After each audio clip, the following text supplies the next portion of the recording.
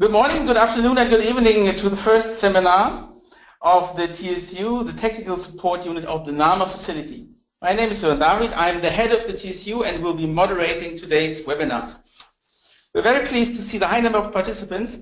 Close to 200 colleagues from all over the globe have registered. Thank you all very much for joining us and a very warm welcome to each of you. A particular welcome goes to all those participants from entities which have already participated in one of our previous annual calls. This is the start of a series of at least 3 webinars to provide information on the selection criteria for projects seeking funding by the NAMA facility. We intend to hold the next webinar in July. We'll keep you informed and invite you to our next events separately. By the way, our call for 2016 is expected to be announced shortly, so please follow our website for the latest news. The objective of our webinars is to provide further clarity on the selection criteria and thus encourage a wider range of applicants to participate in our upcoming call. On this slide, you can see colleagues who have been involved in this webinar. Radina and Rainer in the middle of the picture have organized the webinar from a technical perspective. To the right and the left you can see our 2 Sörens at the TSU. To the left, Dr. Sören Lütgen, who will be responding to your questions later, and to the right, myself, Sören David.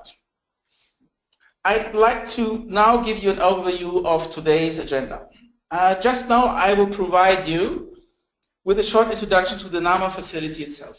Thereafter, my colleague Radina will give you some information on the technical setting of the webinar. Following that, I will provide some information on the 2 speakers you will be hearing from later.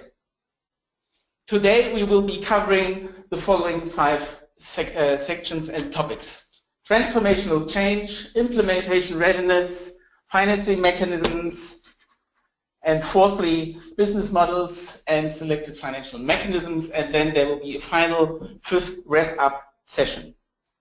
Each of the sequence will be followed by a short Q&A session, which we would like to keep to around 5 minutes each. Now let's turn to the first part of today's agenda, an introduction to the NAMA facility.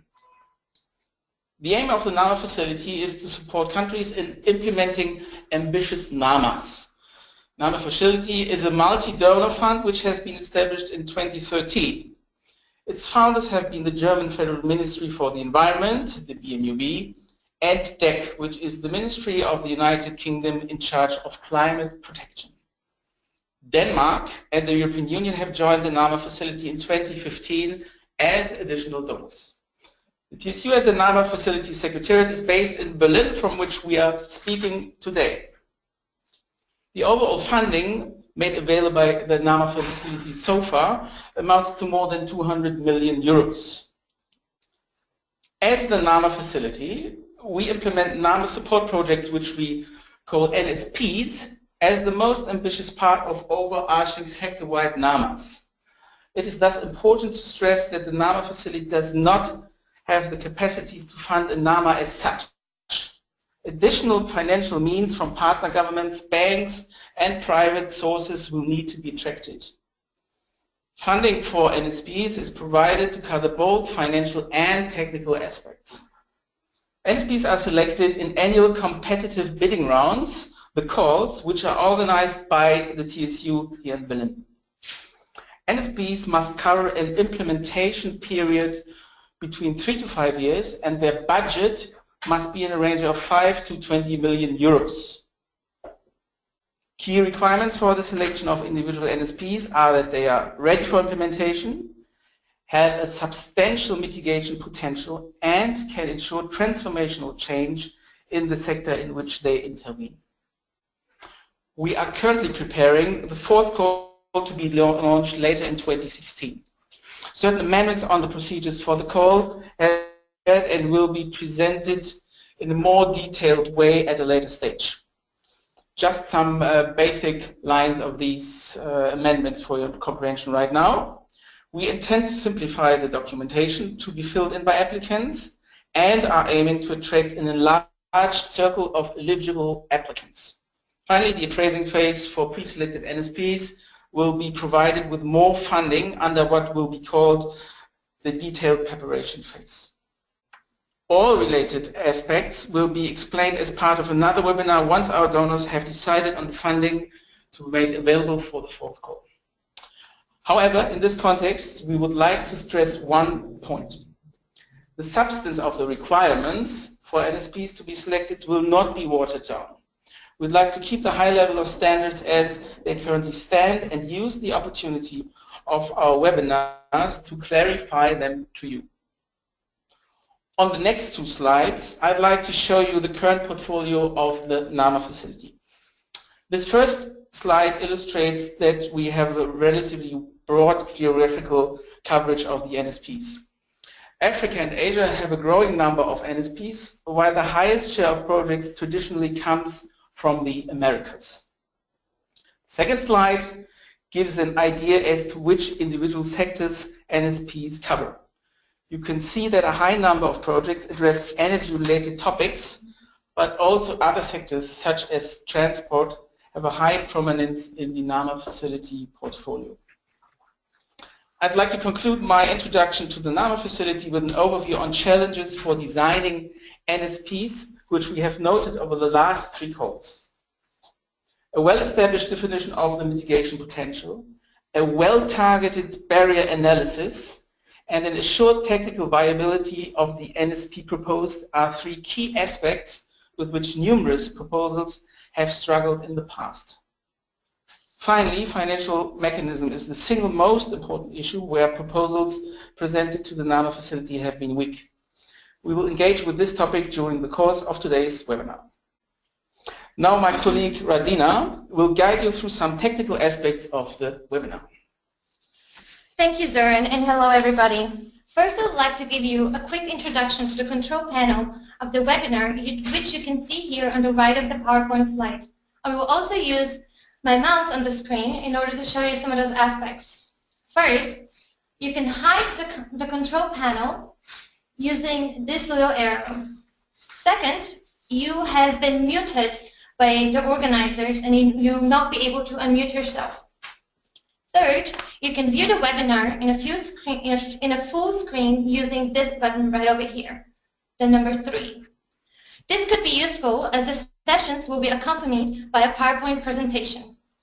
Number 4 indicates the language of the control panel, right over here, which you can also change using the globe. You also have a question tab where you can ask, where we would like to ask you to write down your questions, which we would address during the Q&A sessions after every sequence. The webinar hosts, will be the only ones that can see them and will answer them after every session. In case that there are more questions coming up more questions than we can answer, we'll try to answer those after the webinar and publish them on our website together with the recording of this webinar. Now I would like to tell you a few words about the webinar itself. As one of our experts, Dr. Nicole Rudner, cannot be personally present today, we have recorded the discussion between our two experts in advance.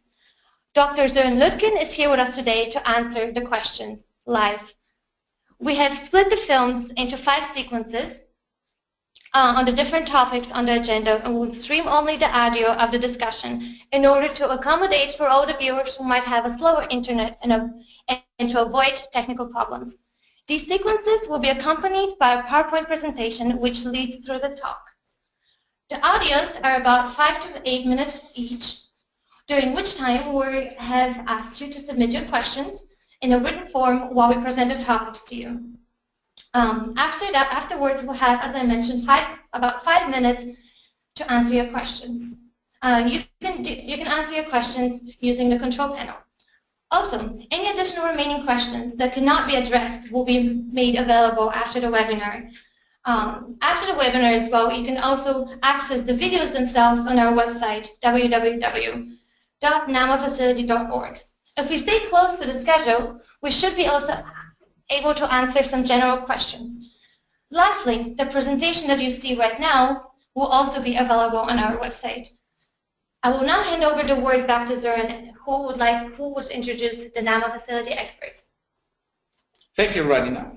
It's now time to introduce the two experts who engaged in the discussion on today's 5 topics. Dr. Nicole Rubner is a freelance consultant with 20 years of experience, mainly for the German development bank KfW. She's working for the NAMA facility as a senior advisor since 2015. As mentioned earlier, Nicole is not joining us live today. Dr. Søren Lütgen combines an MBA background and a PhD in climate policy and has experience from 10 years of service with the Danish Ministry of Foreign Affairs. He initiated the NAMA Academy, where he's lecturing on finance, and he's the author of several working papers and 2 books on climate finance issues. He's also working for the NAMA facility as a senior advisor with the TSU. Søren is with us today and will address the questions arising while I'll be moderating the discussion. Søren, a warm welcome to you. Thank you very much.